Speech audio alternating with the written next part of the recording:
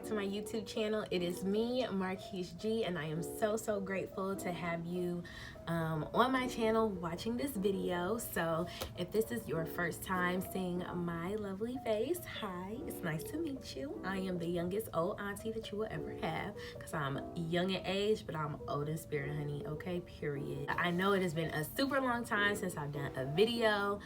Honey, I just needed a rest, okay? I needed a break because it was too much going on. It was way too much happening in 2020. I'm sure all of you can relate that 2020 was a thunderstorm of a year, okay?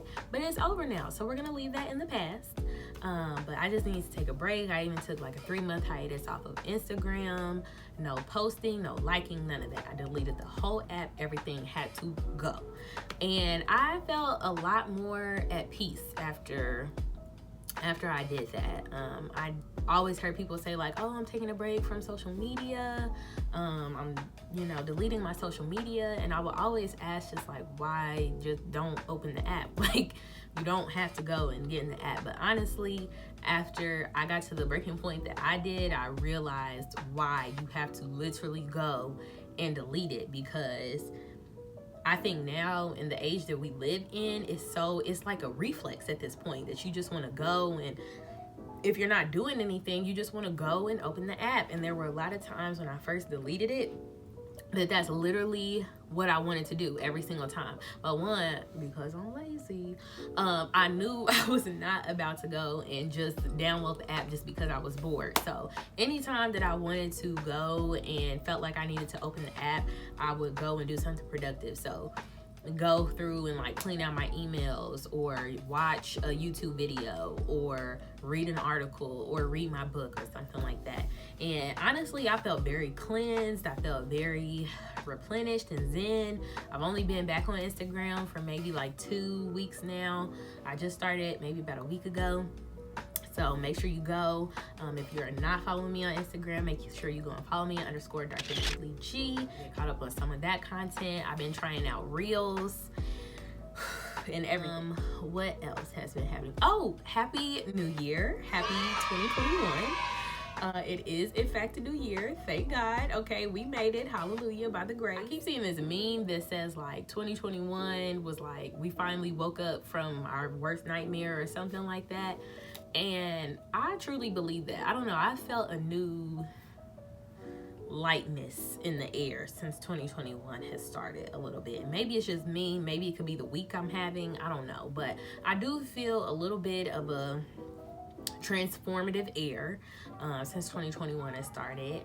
Happy late inauguration day. That is also adding to the newness. I think inauguration day was such a light for a lot of people, and it was honestly refreshing to hear the sentiments of so many people, from the newscasters that day to my friends and family I talked to about it, to just seeing different commentary on social media.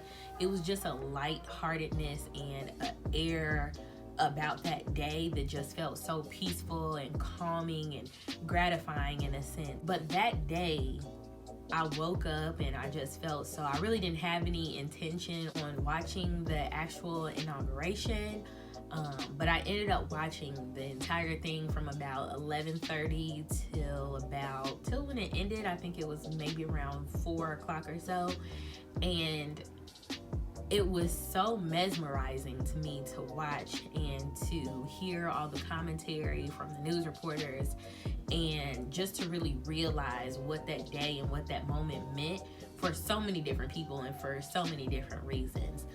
But the biggest thing, which I think is one of the biggest rallying cries I'll say I've been hearing about this inauguration, is the fact that we now have our first African American, Asian American female vice president. And I know there was backlash in the beginning about her running, and people have their different opinions about her and things of that nature, which I won't get into. But just on the whole, for what that meant for the African American community and the African American women, that was astounding to me, because she is now second in command to the highest office in the world. And there are so many young girls, women of all ages that have so many dreams, but don't believe in themselves or don't know how to make things happen, don't really know if what they want to happen is going to happen. And to see now Vice President Kamala Harris taking on that role is such a big thing to see. And people say so much representation is key, and there are certain things that as I'm getting older, I'm starting to understand a little bit more.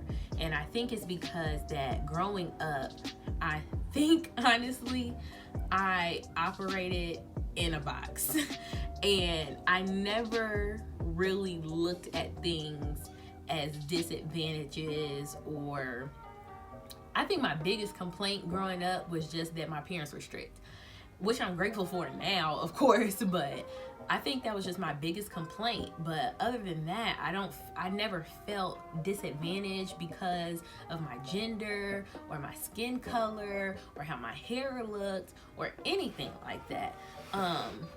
Now that I'm getting older, I can pinpoint things that were probably not okay, or situations where, you know, racist comments might have been said to me, but I didn't really take it as that, things of that nature. But I never felt disadvantaged or like I was incapable of doing something, or, you know, I was prohibited from doing something because of my image or how I looked or anything like that. I honestly felt like I couldn't do certain things because I could never settle down and make a decision about what I wanted to do, because I wanted to do everything.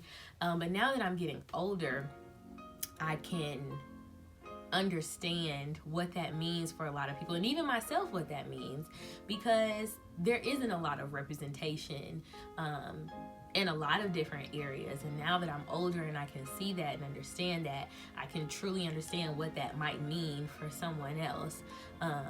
A key point that was pivotal for me was in college. I was competing in this scholarship pageant, and a part of me winning, I was a part of a parade that happened in my city. And I was super excited, you know, it was super different. This is a very, you know, monumental parade in my city. And so to be a part of it was super cool. And, you know, to represent my school, the fraternity that I won the pageant for, all that stuff, it was amazing. But I remember doing that doing that parade, and there was this little girl along the route, and I was sitting, you know, in the car doing the whole wave situation. And from a distance, my mom, God bless her, my mom was walking the entire route that we were driving in the car. And we were slowing down just enough that I could hear this little girl, but my mom was actually standing right next to her. But we both heard her say, she was like, scream, she was like, mommy, like, look, it's a princess. And she was like, I want to be a princess just like her. And when I'm telling you, it took everything in my soul not to immediately burst into tears sitting in that car, because I could literally hear myself as a little kid, just like remember growing up and watching all the Disney movies and stuff like that. And I never really looked at it as just like, oh, these are all white women or anything like that, but just that fantasy of feeling so beautiful and majestic and things of that nature.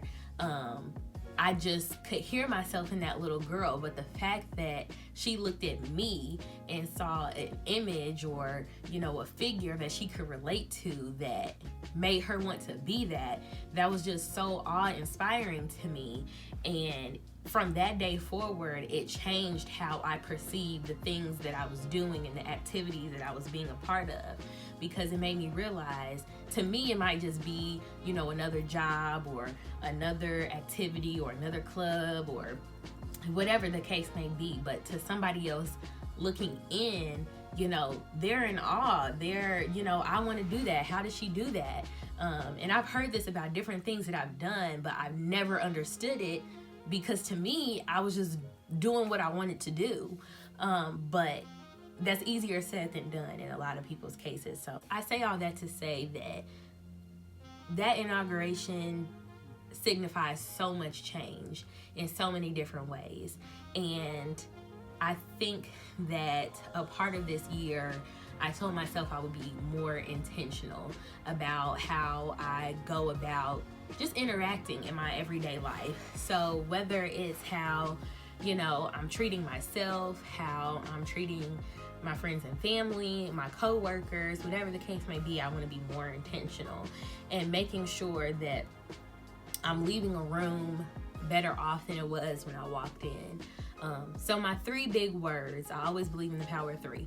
So my 3 big words, normally at the end of my videos, I always try to say you are strong, you are fearless, and you are capable of doing anything and everything that you want to do, which is still my mantra. I love it. But my 3 words for 2021 are new, discernment, and perspective. And I'll kind of break those down probably in some different videos and also probably in some blog posts on my business page, which if you haven't checked that out, make sure you go and like our page at G4 Unlimited on Instagram and our website g4unlimited.net. But I think I'm going to talk about those a little bit more in depth because I think those are words that kind of started to become more prominent to me towards the end of 2020. And so going into 2021, I really want to carry those words into the new year. I just wanted to make this quick video because I know it's been a super long time since I put anything out. Make sure you follow me on Instagram _darkandlovelyg. And yeah, that's pretty much all that I got going on. I'm still single as the last Pringle, okay? But it's okay. I won't say, I'm not going to be Simone route and saying that I'm manifesting my husband or anything like that because honestly, I'm really just working on me. I'm happy with me.